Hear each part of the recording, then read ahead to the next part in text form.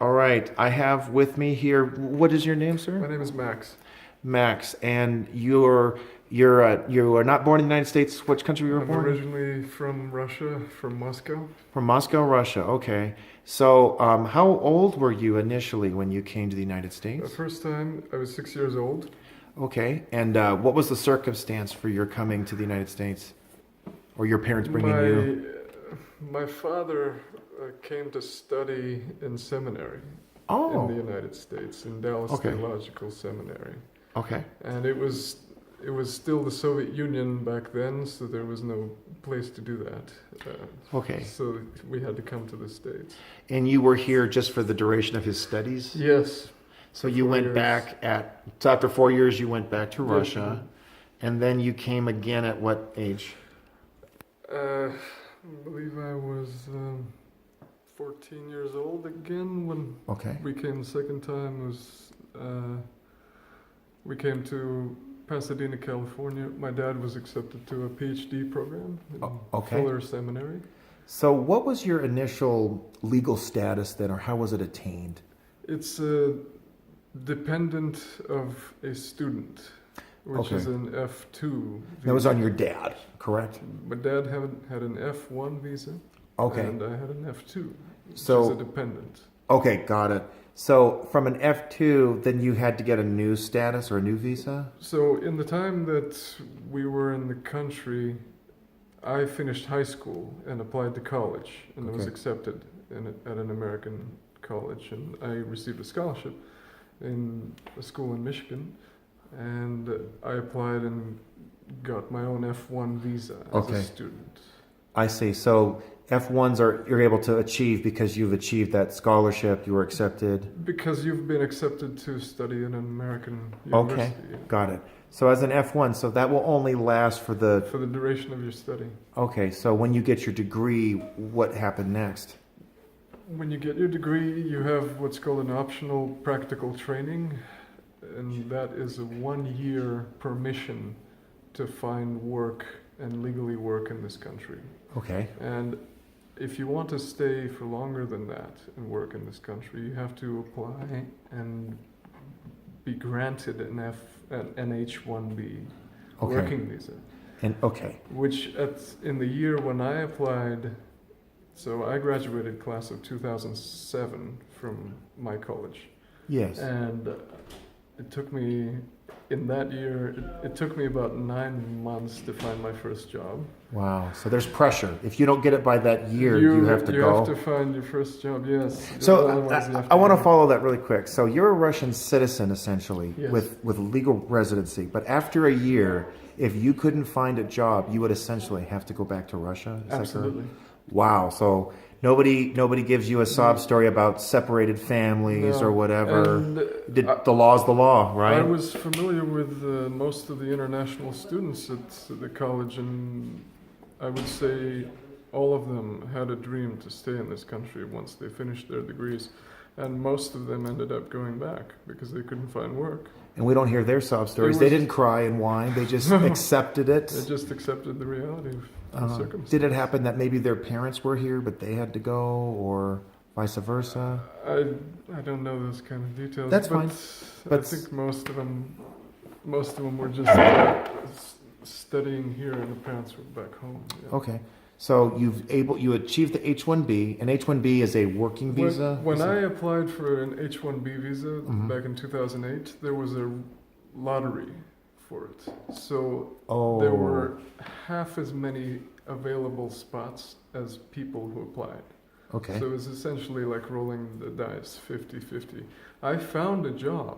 I found an employer who was willing to sponsor me, but it wouldn't matter if the government didn't approve your visa. So So it was completely In dependent that- on the government? entirely. Okay. And I'm just saying again, you didn't riot in the streets or throw a fit. It was just you No. accepted the situation, No. and all this time you could have been told to go back to Russia Yeah. after having lived in the country for, at that point, it would have been what? Would have been 9 years. So even if you'd been here for 9 years, you would have been told to go back to Russia. Yes. Wow. I forgot to ask. F1, F2, H1B, do you have to pay fees for that? Did you have to pay Yes, for that? absolutely. What were the- every filing you make with visas, and especially H-1B, it's hard for me to remember, but it's several $1,000s, and more on top of that in lawyer fees, almost just as much. So you have to get a lawyer to help you. There's too much paperwork, and it's Now, too isn't that complicated. interesting? You had to pay for a lawyer. I had to pay for it out of my salary. I'm going to be asking you this question from time to time, but how does it make you feel when you have a large number of these illegal aliens in this country and they get free legal help? What's your thought on that? I never received any free help, and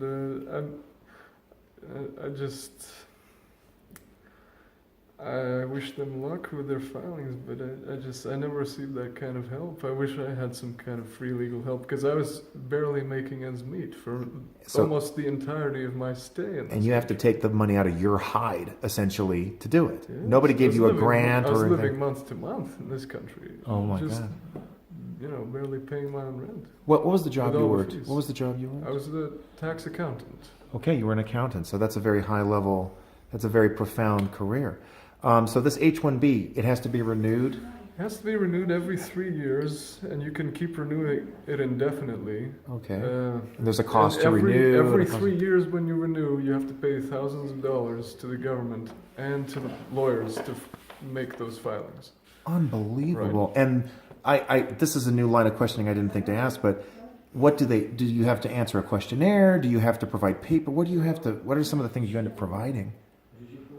What you can I recall? believe you have to give them your tax returns, you have to fill out Okay. documents, you have to provide W-2s to substantiate that you've been working in this country. And I have to ask, heaven forbid, if you committed a crime, would that disqualify you or something? Do they look at a There's- record to see that you haven't committed a crime? I don't or- remember specifically, but there's so many questions on those forms that it wouldn't surprise me that there may be a question. So isn't that interesting? You are thoroughly vetted. You are contributing to the community. Yeah. You have a job. Someone saw your talent and hires you, and you're paying such a substantial amount to continue to stay legally. And you're not even a citizen under that. Now, you've gone beyond H-1B. What do you have now? I have a green card now. And that determines permanent It's status? it's a permanent residency card. It simply allows you to live and work in this country and choose your employer. Do you have to renew anything with that? It has to be renewed every 10 years. Okay, so you could make a mistake or something could slip and Yeah. it could be revoked. That would be scary, yes. But it can happen. Yeah, but I believe just So it's kind of funny. They call it a permanent record, but they're kind of pulling your chain. They technically, legally, the country can say, nope, we're taking it. they could, as with any visa. Any visa can be. And that's another cost every 10 Developed. years. Is that correct? I'm sure it is, but Because you've just started it. You haven't had you'll be renewing it like in another 7 years or 8 years. Is that correct? Probably another 8 years. Yeah, Okay. it's been a couple of years now. Okay. Now, as a permanent resident, are you allowed to vote? Are you allowed to? No, Okay, so you don't have. You're not allowed. Do you get to serve on juries? no, or- I do not. Okay, so there's a lot of citizenship privileges you still can't enjoy. No. But I still pay all the taxes that every citizen has to pay, So, and how? I've been paying them ever since I started working in this country. So, let's start from when you came back the second time you were 10 or 14. So, how long has it been from then to now? It's been 18 years now. So, 18 years. It's taken you 18 to become a permanent resident. Yes, How much longer would it take to become a citizen? it's 3 more years on the green card before you can apply for citizenship. Okay, so there's a statutory minimum Yeah, of 5 years. Is that yeah, correct? 5 years I think on a Oh. green card before you apply for citizenship. And is it true? Can the federal government decide we're not going to give it to you? Because I don't know. As with any application, they could probably decide to not grant it. Okay. So now comes the big You have to go question. through a test. You have to go through an interview. Mhm. I've heard you have to do everything right. You know? Pay the fees too, I bet. That's right. So I like to say you have to pass all the tests, play by the rules, pay all the fees. I'd like to. Yeah. Does that sound about right? So it's been about 20 years you've done all of this. Yeah. And this line of questioning builds to this question.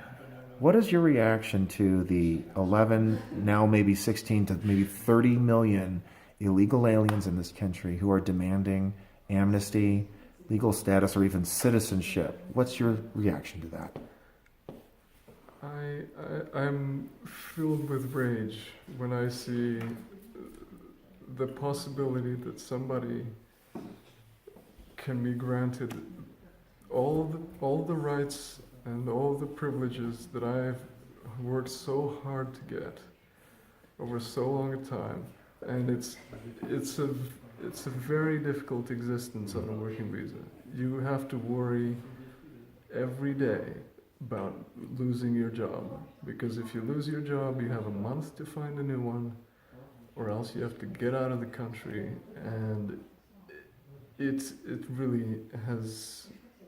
It's shortened my lifespan, the experience going through the visa. And my sister as well, she had to go through that same process. And is she in the same status as you are at this time with a permanent status? Yes. Okay. Yes, and it frustrates me incredibly that somebody might be granted a green card while I had to put all of that time, all of those blood, tears, and treasure, the money I had to pay, the stress I had to go through. Because when somebody gets the status that I have and not have to work for it, that makes me look like a fool. I'm very frustrated by it. Wow. Jeez Louise. And because you're from Russia, I this comes to mind really quick. How would you compare the immigration laws here to Russia if you're familiar with that system? I'm just asking. I'm kind of curious. I've never been an immigrant to Russia. So Well, yeah. I mean, what? How do they? Do they have a wall? Do they? From what I've That's the line of experienced is, interest I have. They have a visa system now similar to America's. That it's not very easy to get into Russia. You have to have a letter of invitation from a Russian citizen. Well, that's interesting. You have to have an interview. You have to. I guess I would say, do they have like Dream Acts and DACA in Russia? Do they have programs to allow? No. That's what I should have been. That's the line of thinking I'm looking at. there's They don't nothing accommodate like that. illegals in the country, to the best of your knowledge. Absolutely not. They would be unheard of. I've never seen an illegal immigrant protest in Moscow Wow. or any major Russian city.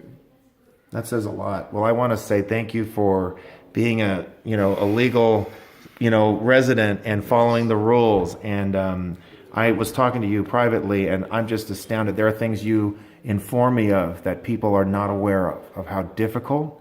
And people hear the amount of time, years, but they don't understand the cost. They don't understand the stress, the risks, and the fact that you could be forced to leave. At any moment.